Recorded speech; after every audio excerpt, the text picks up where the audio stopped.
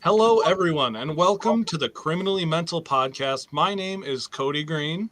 I'm Zac Galloway, and here to introduce our show is the friend of our show and the host of the DT Network, Deadman. Welcome to the Criminally Mental Podcast, where we talk about mental health and the criminal justice system, with your two hosts, Kody Green and Zac Galloway, currently both on parole and compassionate release. Now, here's the show.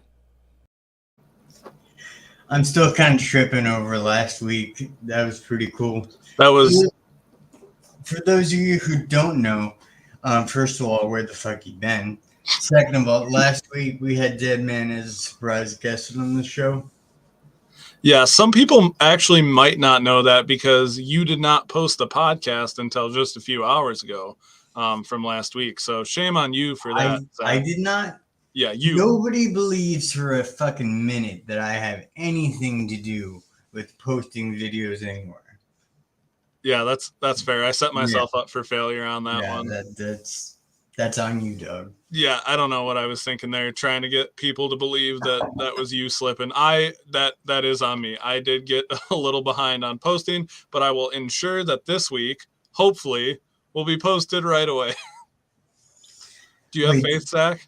Did the audio not make it up to Spotify either until yesterday? Oh, actually, until just a couple hours ago. Jesus Christ. But this week, you have faith in me.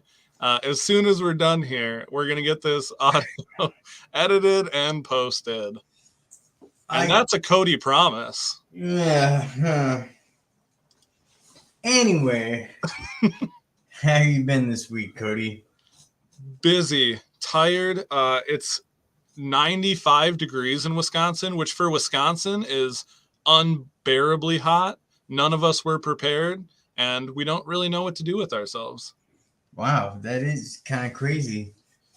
I honestly can't even picture what 95 degrees in Wisconsin looks like. Honestly, we're all just dying slowly. I bet. You all actually get to wear shorts for a reason now, not just to prove you're all cool.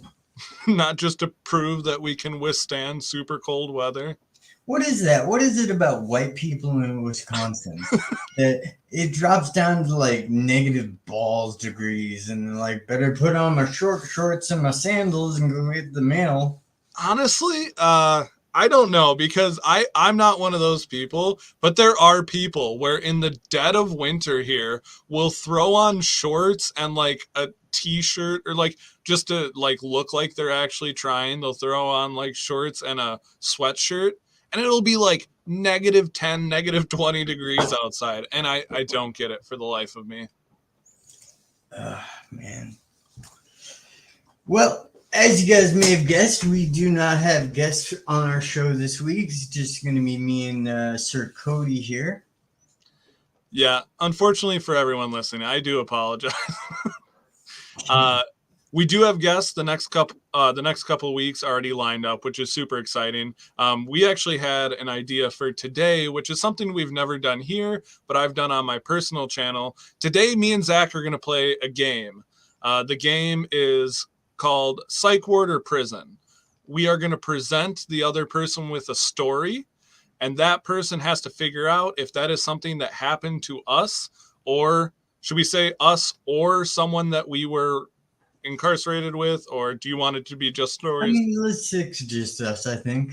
Just us? Okay. So it'll be stories that we have experienced in either a psychiatric facility or in the prison system, and the other person will have to figure out which one it was. Now, that might sound kind of easy, but I have found on my page, it's about 50-50. No one really ever can figure out if it's a psych ward or prison, just because, I mean, Zac, you've been in both. You know, there are a lot of similarities. There are a lot of differences too, though. Yeah, unfortunately, the similarities are eerily familiar. So, yeah. Absolutely. So I personally, and people always ask me this, and I'm going to ask you in a second too, but the thing that annoys me the most is when people ask, what's worse, a psych ward or prison? Yeah, I hate that question for a variety of reasons. I mean, one, that's a horrible question to ask. I mean, you're literally asking if prison is as bad as a hospital. Yeah. Like that's what you're asking. I mean, we live in a society where that's the reality of the situation. I mean, it blows my mind. So I will ask you, is there one that you think is better or worse? So all I can say is every time I've been in a psych ward or been, there against my will for whatever reason, I freaked out on something or whatever, I kind of felt a little more like looked after, I guess, in a way. Yeah. I felt like people there wanted me to get better as opposed to jail or prison. Nobody cares about your well-being whatsoever, Hold up. Are you saying the COs don't want you to see you be successful and better? I'm Come saying on, Zach. they may or may not take bets on that. That's all I'm saying. On how long it takes for people to come back? Gosh, yeah, they had that pool going, I remember. So here's what I always tell people when they ask me this. Here's what I say. Would you rather be treated like a criminal or a child? Because if you're going to prison or jail, you're being treated like a criminal, even no matter what you're in for. You could be in for weed, you could be in for like any variety of crime, shoplifting, whatever. They are treating you like a criminal if you are in the criminal justice system. Mm-hmm. Flat out. But what I don't like about psych wards, and I think it's because of, my schizophrenia, I've had to fight to feel like a fully functioning adult. They treat you like a child. They medicate you to beyond belief, and they treat you like a child.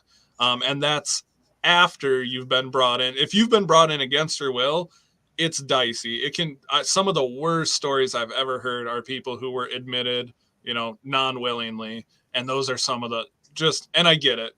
That can't be good for anyone on either side, whether you're intaking that person or you are that person. But that's one of the things that always frustrated me about psych wards specifically. I mean, I've been on both sides of that coin, unfortunately. I've been committed and I've willfully surrendered myself for a few reasons. Mostly like, the couple psych wards I went to, I was on the streets and I was trying to detox, and you can admit yourself there, that sort of thing.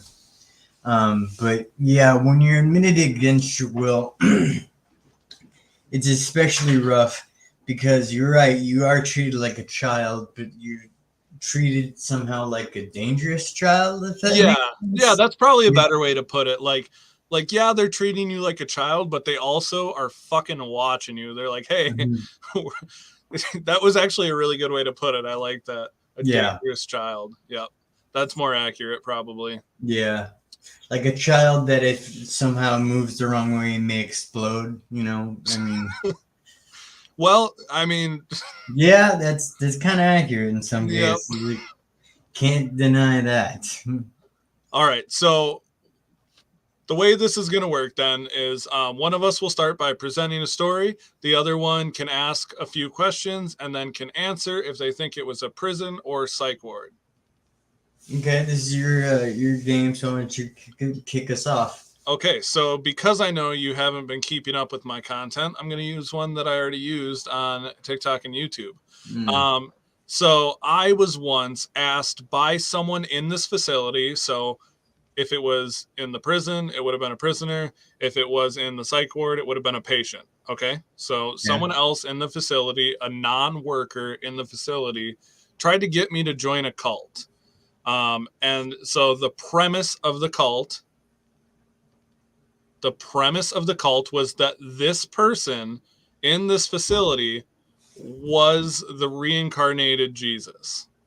So that is the story there. That person tried to get me to join a cult be the first person to join this cult under the premise that they were the reincarnation of Jesus. You were the person they were coming out of the savior closet to, basically. Essentially, yeah. Yep. So you were offered like prime real estate on the Oh. new heaven that he was bringing. First disciple. I was gonna be. They were gonna tell stories about me. I bet. I mean, I would gloss right over the Gospel of Kody myself, but I certainly gifted in the holidays. Okay, so first question. Yeah. When you said no, how did he respond? Or did you say no? I guess is my first question. I've just been in this cult ever since. No, the person became very upset. Almost, I want to say almost aggressive. As soon as they became upset, one of the workers at this facility, I was careful there, I said workers. One of the workers at the facility basically just asked us to separate. And then I think that person went and pitched it to another person.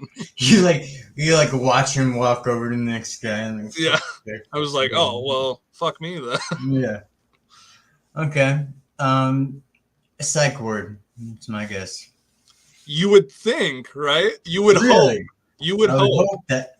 So while I was in jail, actually, I had a guy who was, and this was while I was still in county jail. I had a guy who was on his way to prison, and he was just, waiting in county jail until he was sent. And he came up to me and he's like, I am, and I'm not going to lie, this dude, long hair, long beard, way too underweight, but like, could have tricked me, man. He could have. He looked the part. At least he committed to the role. That's all I gotta say. The sad thing is that he was going to prison based on crimes he committed. Well, if I had to diagnose him at that point, I would have said this guy has schizophrenia, and it was an eye opener for me because at the time I wasn't diagnosed. That's when I was going through all of my issues in the justice system, and so I had to see someone with a very similar disorder, and obviously he wasn't diagnosed or treated or helped in any way. But religious delusions are the most common type of delusion for people with schizophrenia and schizoaffective disorder. So I'm just speculating that that's what it was. Have you ever had religious delusions or whatever? Is this beard a cry for help here? No, it's not. It's not even close yet. Wait, if it keeps growing and then you hear me like trying to start my own religion, then be afraid. But no. Check back in a year then. Check back in a year, yeah. No, fortunately, I myself have never experienced religious delusions. My delusions, like I've talked about previously, were revolving more around my car accident where I thought I was in a coma for almost a year after my car accident. That was like one of my ongoing delusions. Other than that, I never specifically dealt with religious delusions. I'm really grateful for it because I've seen what that looks like. And there's a reason. There's just something about religion where a psychotic mind can just grab onto it and just go with it. The same thing with like government conspiracies with people with paranoia and delusions. It's just so easy for the brain to just grab it and run with it. Just wanted to do a quick shout out to any of the government forces listening in. We do love you and appreciate your guidance. That was a joke, by the way, Kody. You laughed at that. I'm just nodding to the FBI agent looking through the camera. Okay, so it's my turn, yeah? Oh, yeah.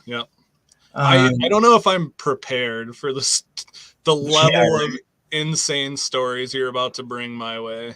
Okay, here we go. The first night in this facility that I was in, my roommate, I woke up and he was violently masturbating and punching himself in the face while doing it.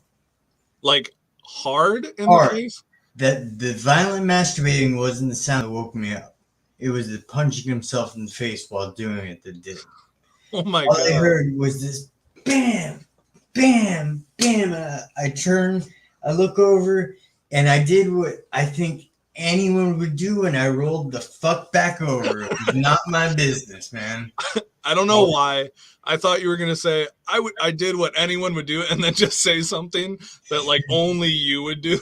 Be like, hey, you need a hand? I should have offered now to think about it, but Yeah, clearly not a good friend to the person you obviously just not. met. Is that it? Is there more to it? I mean, he did scream "Cowabunga" when he finished, so I was gonna add that. Probably could have left that out. I don't know. I feel better that you all know that now. Yeah, I don't know if I feel better knowing I that feel better that you information. know that. Mhm. Oh, okay. Okay, so I got some questions. Go ahead. This one's tough because like I could see it in either. Yep. So first night there, you must not mean like your first intake. Like at this facility, was there a night or two of intake, or did you go straight when you got to this facility? You went straight to a cell with another person, or a room, I should say. At this particular facility, no. There was kind of a process before getting a room. Okay, and I don't even know what kind of questions to ask about this. Oh my gosh. Okay, so here's my question. Because I've been in facilities before, and I've unfortunately had the unpleasure of seeing people help themselves in different facilities. And I remember seeing someone, I looked over, dude had no clothes on, blankets on the floor. Was the person just like blankets and everything? Were they covering, or you're No. acting like you saw it? I did. He was standing up. Oh, he was standing up, so it wasn't even in like Wasn't even in a in his bed. bunk anymore. He was up next to the bed and just going to town, man. Cowabunga. I'm gonna say prison on that one. Yeah. That was, Okay. I was like, I don't know. Like that one, I could have gone either way, but I just had a feeling. Actually, it was when you said bunk, because I was like, most of the time, I think I've never been to a psych facility that has bunks, so that's what gave it away for me. Yeah, I kind of let that slip. It occurred to You me, but fool. I Still played though. right into your hand. Also, Yeah. one question here. Who masturbates while standing up? What in God's name? He got transferred out like 2 days later. Oh, well, that's good for you. It wasn't like something I felt we needed to address.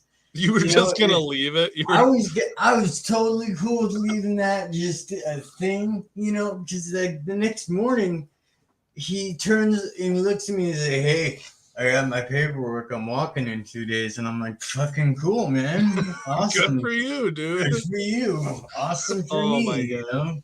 That's yeah. So at that point, I didn't feel that we needed to address it and grow closer as individuals. So yeah, just leave that and move on. yeah, Probably just leave that in the past where it belongs. Gotcha. Okay, so the next one I have, a worker at one of the facilities I was at. So either either a prisoner or psych ward, one of the workers there, when they found out that I was having hallucinations and hearing voices, they actually told me that what I was experiencing was a spiritual awakening, and I needed to ease into it and really embrace it. So one of the workers and I know you're looking like, oh, neither way is this going to be good. But this happened at one of the facilities where one of the workers told me that because I was hearing voices, I was just having a spiritual awakening. I feel like I want to say this happened in prison, but that makes too much sense. So I'm gonna have to say psych ward.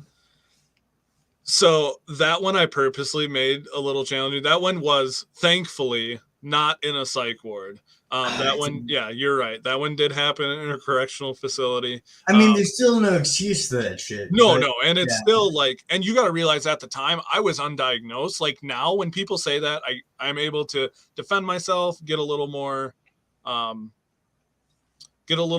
information to the person who believes that. At the time, I didn't really know much about schizophrenia. I wasn't diagnosed. I didn't even want to admit that I was having a problem. And the first time I brought it up to someone that I was like hearing voices, this is while I was still incarcerated. And so at this point, I was just coming to terms with the fact that I needed some sort of help. And the first person that I went to was like, no, you're fine. That's just a spiritual awakening. Oof. Yeah. That's rough, man. I mean, so that could have really set you back in your total recovery. I mean, that off the cuff remark from that CO could have really set you back, basically. It actually did a little bit too, because while I was in there, at that point I had been trying to, kite out and go be able to talk to someone, and like I was like, I need help. I need to talk to someone. It was after I had done a little bit of time in solitary confinement, and I was literally losing my mind. Mm-hmm. Yeah. And yeah, like literally, I was like, okay, it's time. Something's wrong. And so it was really difficult because I hadn't told my wife yet. I hadn't told my mom yet. They were both aware because I was having symptoms before I went in, but I hadn't gone to either of them yet and been like, hey, I'm ready to admit there's a problem. And so the first person I did go to, that was their reaction. And so even after I got out, it took my mom and it took my wife some convincing for me, like at the point to where they had to continuously ensure me that, hey, there is something wrong. You do probably need to go talk to someone. And so it was kind of a challenge to get back on the right track there. And my mom just commented and said, Mom would like a name. Yeah, right. I'm not giving you the name. I don't even know who that was. I don't even remember the person. I was so like, that part of my life is such a blur. Like, I'm sure with like your time in prison too, looking back, it's just like, it all seems like one really long week. One really bad episode of a TV show. Right, there you go. That's exactly right, brother. Or like one really shitty movie, honestly. Just a really long, shitty movie. Yep. Okay, my turn, yeah? Yep. All right. At the facility I'm talking about, the place I was in, it was the anniversary of my mother's murder. And I actually had a bit of a moment, went outside to myself, and sat down and cried. And one of the workers at the facility actually came up and kind of broke the rules, and sat down and just talked with me. Well, that was a nice story. I was expecting that not to be as nice. Yeah. You said you went outside. Mm-hmm. So I'm going to guess prison, because I don't think I've been to a psychiatric facility that lets me go outside for like extended periods, unless it was like because you were experiencing. You know what? Actually, I got a few questions. Let me hone in on this. Were you going outside because they were letting you step outside, or were you going outside because it was a mandated time to be outside? I was going outside because it was a mandate. That was the time we had to go outside. I don't know if that helps me. I'm gonna go with. I just don't see a CO doing this, which is why I'm so torn. Like my gut says prison, but I have a hard time seeing a CO like step out of there, because the thing about COs is they don't want to appear weak in front of anyone, including individual people. They just don't want like there to be like them being seen as like a weakness or anything like that. It's actually dangerous to their life to be seen as weak. Yeah, exactly. So I'm gonna say prison, because I think, to me, it sounds like that's a way bigger deal for a CO to do that than for like a psych nurse or whatnot. That's true. I'm gonna say prison. It was prison. Okay, yeah.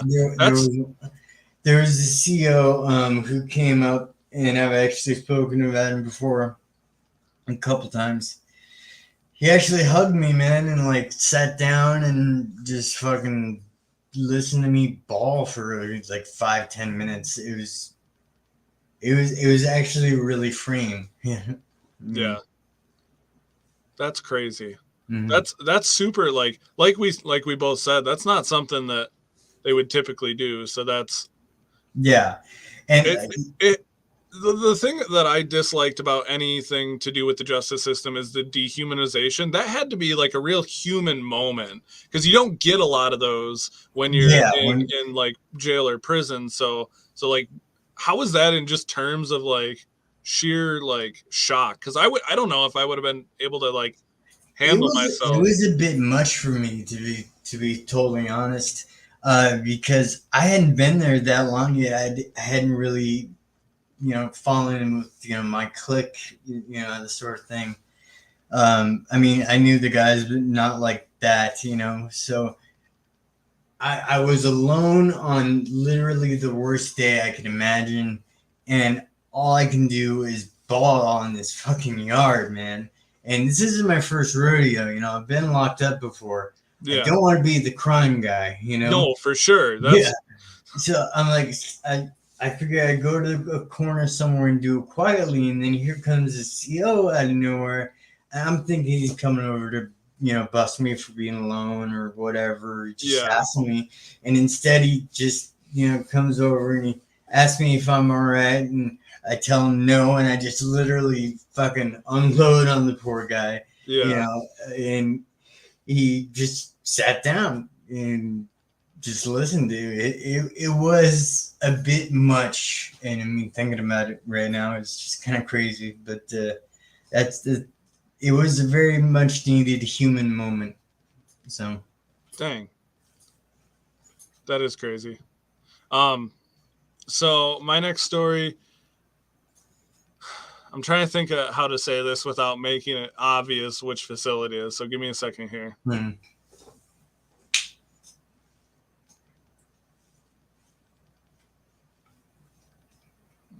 Okay, so in one of the facilities that I was in, there was a person who I was roomed with, who was, I'm gonna say, fond of me. They had a bit of a crush on me. Okay. And this person became very like uncomfortable to the point where I had to get I had to ask to be moved. And if you've been in either facility, that's not easy to do. Yeah, just change rooms. Yeah, that's not something super easy to do. And the person wasn't like forcing themselves. It was just uncomfortable. It was just uncomfortable the entire time. I understand, dude. You're definitely anti-LGBTQ. Don't worry about it. No, Zach. I understand, dog. It's cool. I mean, Zach, no. At the time, I was engaged, so that's more. At the time you were. At the time, you're anti-LGBT. No. Zach. Zach. Now you're really anti. I was in a very happy, committed relationship, and so this constant pursuit from this person was unwanted. Disgusting. I didn't. Zach, stop it. But no, so I did ask to get moved, and it was actually granted because a few of the workers had like witnessed it, and that's how like outward it was. Like this person, it was all day, every day, and it was pretty uncomfortable. So yeah, that was that story. Okay. I know your first question. Were you saying cute? People actually like you? No, were they cute? I mean, what was wrong with them? Decent looking person, honestly. Decent looking person. Okay. Not really my type, but not a bad save. Okay. When you told the workers there, yeah, was it like a process to move you, or like did they just say roll your stuff up, or what? Initially, the first time it got kind of brushed aside. They were like, "Yeah, okay, sure." And then the second time, they took it more seriously. And yeah, it was at that point, it became a little bit of a process. Had to go through I had to chat with a few different levels of people before they would Prison. approve it. What? Prison. It was not. It was actually What? a psych facility. Really?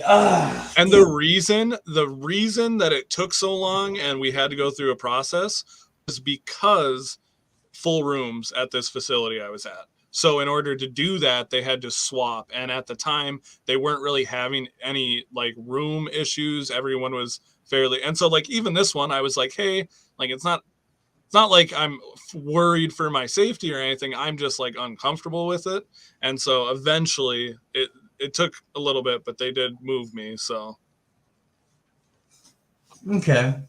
I just want I mentioned the bureaucracy of it, yeah. I thought for sure it was going to be prison. Yeah, that's why I didn't want to like give it away, because I was like, I don't want to word this so that it does sound like that, because it was more of like, it felt more like the bureaucracy of like everything has to be done officially and under certain terms, Oddly enough, that was one of the only complaints that would get you a new room where I was locked up. Oh, really? Yeah, you could literally go to the COs and say anything. I mean, like, I was a Jew and I was housed with a guy with a swastika on his forehead and hate on his neck for exactly one night. We did not get along. Yeah. Anyway, like, it didn't matter what your problem was, they weren't going to give you a new room unless you went up to the COs and were like, hey, this guy's coming on to me, Really? Yeah. So you could say that facility was pretty anti-LGBT. Yeah, I mean, that in the state in general, but, I suppose, yeah. So I suppose it's your turn now. Yes, it is. Okay, at this facility that I was at, I once got caught trading my dessert and was punished by getting no dessert for 2 weeks. No dessert for 2 weeks, really? Mm-hmm. What did you trade it for? Oddly enough, a different kind of dessert. Oh, okay. So you were just trading for it. Okay. What was the dessert? It was chocolate jello pudding that I had. Yeah. But they had a special diet or whatever, and they got like this cake sort of thing. Oh, was it good? It was worth it. Yeah. Oh, it was worth the trade. Okay. I'd say. That's all the questions I have. No further questioning, Your Honor. I would say, I'm going to say prison on this one. Yes. Absolutely. Was it? Okay. Yeah. Okay. I wasn't sure because I'm like, the only reason I went that route is because like I don't think a psychiatric facility would have that big of a problem with trading as long as like you're not stealing or anything. Like I feel like they would be all right with that. And I could be wrong depending on the facility. But prison, like we were just talking about, it's more of the bureaucracy, like, oh, you can't do this and this and this. We need to set guidelines and rules. So that's the only reason I lean towards that. All right. So my next one,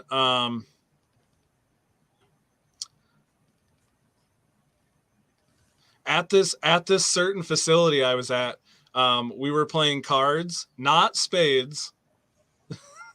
Not spades. Okay, that was my first question. Yep. We were playing cards. And you've known me for a while now. Sometimes I can get a little confident of myself, a little too cocky. And so I started a little bit. So I started just talking mad shit about how much the people we were playing were losing. And I made a joke about one of the older guys there, and it was about him being old. It was just an old man joke. And the dude took a cup of water and threw it in my face. And he was not detained or punished in any way. So just because I know that's going to be a follow-up question, he wasn't like detained, punished in any way, but he threw a glass of water in my face and he acted like he was going to try to flip the table, but it was a table that is firmly in the ground. Yeah. Okay, my first question is, were you a bitch? Did you take that man's glass of water in the face like a bitch? And Uh, second follow-up question, as you were bitching out, did people point out the fact that you were bitching out? so here's the thing. It was my first week in this facility. Hmm. So, and actually, it was my first time in a facility like this. So when it happened, I didn't know exactly what to do. I didn't want to automatically become aggressive because the person that I was like, the older guy, knew everyone else at the table. I was still kind of on my own. I hadn't made like any like solid like friends or anything like that. So I didn't want to push my luck. I'll say I probably was a little bit of a bitch in that scenario. Okay, you But it bitched was out. more just because I was unsure of the facility and like how I should react. Right, like a bitch. I understand. I And get it. also and also I wasn't sure about how the staff there would react if I like got up and was aggressive back. Like I said, it was my first week in this facility, so I wasn't really sure how they would react. I'm gonna say prison. Yeah, that one was. Can't believe you bitched out your first week, man. Dude, I honestly I look back and the only reason I think after that scenario that things still didn't go super bad for me was because I was so severely mentally ill. Like I was constantly talking to people who weren't there and I was hallucinating like we've talked about in the past. Yeah. Most of the time people in whether they're in jail, prison, whatever, they're still humans and they do kind of look out for people who they can tell are really struggling. And so for the most part, I think being severely mentally ill actually saved me in that fact because I didn't stand up for myself. And even after that fact, I just avoided people. I didn't know how to like integrate myself.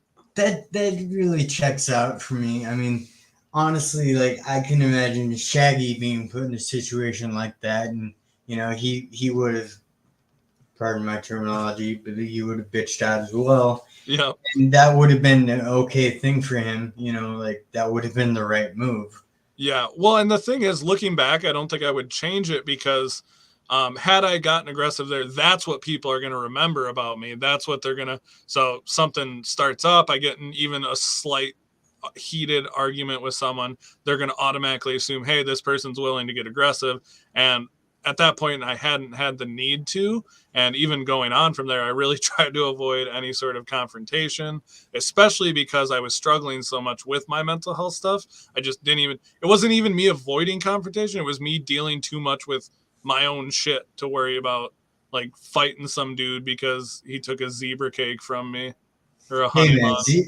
I've spilled blood for zebra cake before. That's all I gotta say. I But believe it. yeah, I definitely didn't have that luxury. I think I was in for maybe 17 hours into it. Yeah. I was throwing hands, but I was a little punk too. So I mean, I get it. Well, and part of it, I feel like part of it also was I'm 6'1". I'm like at the time I think I was 195 pounds, almost 200 pounds. Like I'm a bigger guy. Like people aren't going to go out of their way. Like you're a smaller guy, and I know for a fact that smaller guys in jails and prisons, they kind of have to prove themselves, or else everyone's going to fuck with them, like Very all true. the time. So I feel like just being bigger in general, people are less likely to mess with you just for that reason.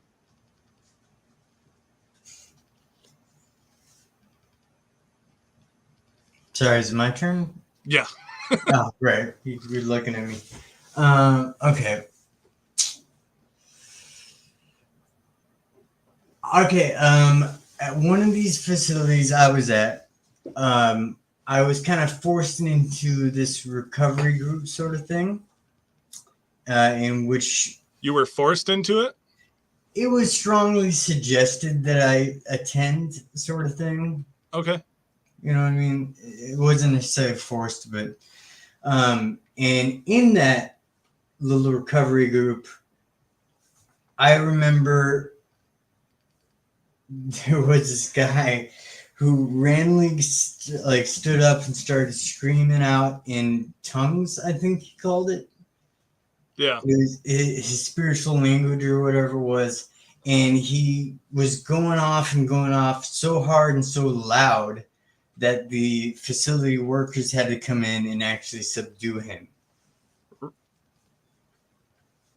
Sorry, one more time. I got distracted. What? Yeah, I noticed. So I was in a recovery group, and this guy just stands up and he starts screaming out in his language of tongues or whatever. Okay. I don't really religiously. Yeah, Okay. he was religious, and I The don't, Baptist type, like where they throw their heads back and like do the. Okay. Yeah, he Yeah. started doing that, and he did it for so long and so loud that the workers there actually had to come in and subdue him. Okay, so some questions. When you say forced, was it, or sorry, when you say strongly suggested, was it workers there that strongly suggested it, or who was it that said, hey, we want you or need you to take this group? It was my exit manager, I guess I'll call them. Okay. Yeah.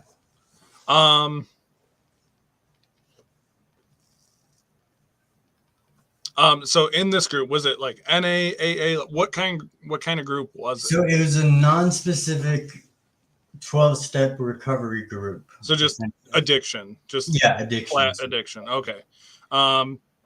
The group itself, because you said he started speaking in tongues. The group itself, was it like, I know some 12-step programs can be very like God oriented, like, religious more in aspect. Was this one of those, or was it? No, it was. And just quick shout out to Justin Nichols. No, I'm not. Just, there you go. No, it wasn't a religion-driven group. It was just he felt the need to do that, I suppose. Okay. It wasn't even his turn to talk. Like the Lord was just speaking to him, and he was just. He felt the spirit move apparently, and got up and just. Okay, I'm gonna guess psychiatric facility. You're guessing correctly. I was really hoping so because someone who's experiencing that type of, like, I would say probably borderline delusion at that point, sounds almost borderline religious delusion, probably needs a psychiatric. I was only guessing that because I was really hoping that's what it was. Yeah, it was prison though. So. Oh, what? Yeah. Oh, I thought you said I was right. No, I said you were incorrect. Oh my God. Oh, that's not good. No, it's not. Oh man, that always made me sad too. And like, I'm sure people think that about me looking back. They're probably like upset seeing someone who's like really struggling with like mental health, clearly with mental health issues, stuck inside jail or prison. And I think the reason it's so frustrating is because of deinstitutionalization. Like a lot of people that probably should be, coming in and out of psych facilities are coming in and out of jails and prisons. And for anyone who's listening to the podcast, that is the 1,000th time I've said that. And I really do think that's a lot. There's a lot of truth to that. Yeah, it was really rough because, like I said, it was like an exit group, or do you know right the code? Yeah. Sorry, what were you saying? Like I said, it was supposed to be an exit group, like to establish boundaries or whatever, like healthy decisions and whatnot. Yeah. And then he just stood up and started screaming. Jeez. Yeah, that would probably freak me out too if you're like just trying to attend like a session and then someone just like loses their shit a little bit. Tell you what, Allison? Hey, Luna, hey. Greet.